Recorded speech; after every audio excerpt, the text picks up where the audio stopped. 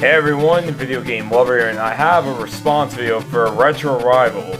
So Retro Rivals did a video called the Retro Rivals Video Game Collection Goals for 2022. What is their wish list? Basically what they want to get for next year.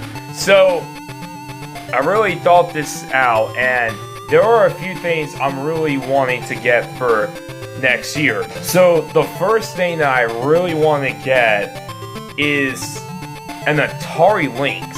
I don't know why, but I've been thinking about getting an Atari Lynx. Don't know if I want to get it. Do I want to get it? But the Atari Lynx has always fascinated me because of how interesting the system was. It came out in 1989, and yet it had specs that were even better than the Game Gear. It did a lot of really cool things, but unfortunately a lot of developers just weren't able to really get the handling of, of the Atari Lynx's hardware. So that's why the system did very well. But I heard that it has a very good homebrewing scene.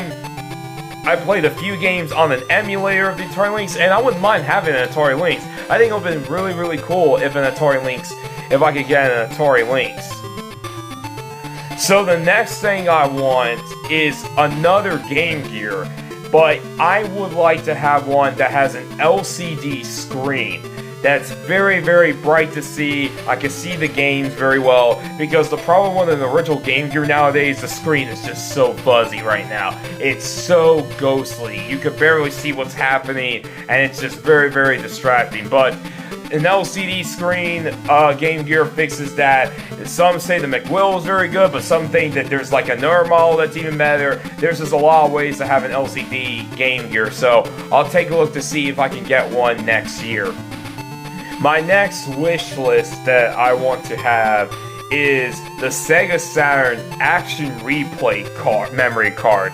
So what this thing is, it's a memory card that allows you to play Japanese games and import games of the Sega Saturn, as well as burn games, because Sega Saturn games are just off the charts right now. It is so expensive to buy Sega Saturn games. It's been expensive back in the day, and it's been expensive now because the Sega Saturn was a failure in the US.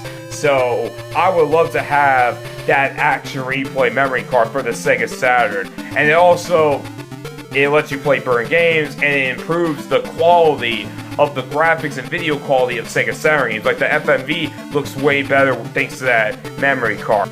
Last but not least, probably the one thing that I do want next year. It is going to be very tricky, but I want to try to see if I can get it. It's a PS2 game, and that game is Blood Will Tell. So if you don't know what Blood Will Tell is, it's actually based on Dororo, the anime that I really liked from 2 years ago, which was a remake of the 1969 anime Dororo. So it's actually a game based on Dororo. It came out in the US, and it did not sell well at all. It is one of the more rare PS2 games. It's a hack and slash game made by Sega, and it looks really, really cool. So I would love to try to see if I can find Blood Will Tell, but it is very expensive. This game goes for like $300 or $400, so we'll have to see if I'm going to get it or not. Another game I'm kind of interested in is Gungrave. I almost got myself a copy, but this didn't happen. But anyway, guys, that's it for my little wish list. So, Retro Rivals, I hope you guys enjoyed this video, and I'll see you guys later. Video Game Lover 58, sign out. Peace.